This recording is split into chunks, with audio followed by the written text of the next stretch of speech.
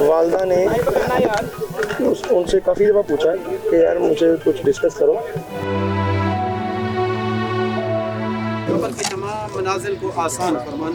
नाज़रीन, आखिरकार हुमैरा असगर जो कि नामवर अदाकारा थी, सोशल मीडिया स्टार थी, उनको आहों सिसकों के साथ सुपुर्द खाक कर दिया गया।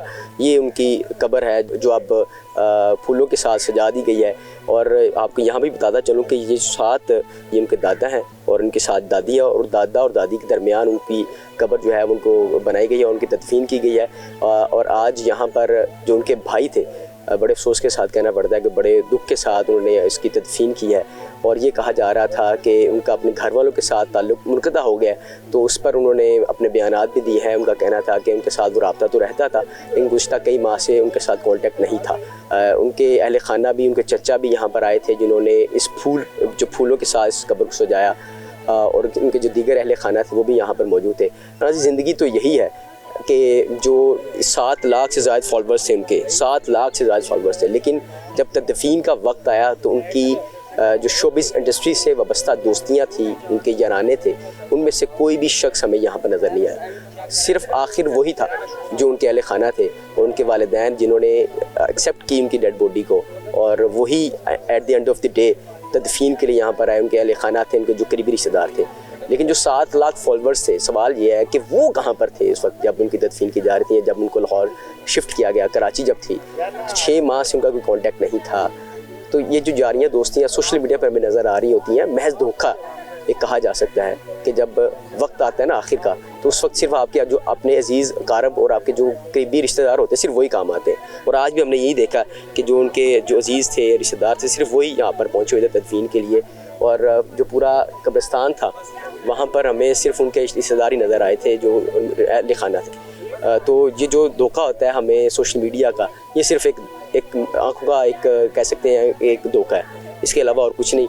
वालदा ने उनसे काफ़ी दफ़ा पूछा कि यार मुझे कुछ डिस्कस करो कि मैं थोड़ा बैकअप रख सकूं, ताकि कभी खुदा ना खासा कोई ज़रूरत पड़ जाती है।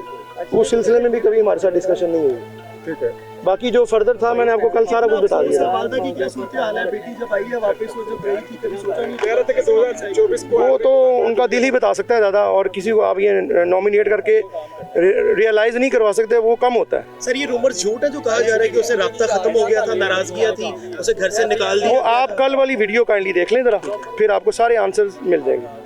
सर, सिंध पुलिस की जानिब से बताइएगा कि कितना फर्स्ट ऑफ ऑल शिपा वालों का बहुत बहुत थैंक्स, उन्होंने मेरे साथ बहुत कोऑपरेट किया, और सिंध पुलिस वालों ने किया कोऑपरेट, और मोहम्मद रमज़ान साहब जो हैं, उनके शिपा वालों के जो डायरेक्टर हैं वो अंकल, तो उनकी तरफ से मैं स्पेशल थैंक्स करना चाहूँगा। उन्होंने बड़ी अच्छी सर्विस दी है मुझे और मेरे साथ कोऑपरेट किया हर लिहाज से। मुझे डोर तक यार एक सेकंड वो करके मेरे साथ उन्होंने सारा मामला किया, मैं उनका स्पेशल थैंक्स करता हूँ। और बाकी सर, जितना हाईलाइटेड केस था, पोस्टमार्टम रिपोर्ट वो आप लोगों के सामने। कब्र की तमाम मनाजिल को आसान फरमाना, तक़दीर के सवालात में आसानी अता फरमाना। या अल्लाह पाक अपनी रहमत और सदका, उठे हुए हाथों का सदका महबूबा की कामिल मग़फ़िरत फरमाना। सय्यदा कायनात फ़ातिमा ज़हरा रज़ी अल्लाह तआला अन्हा की ख़ातिमा की सख़्त नसीब फरमाना।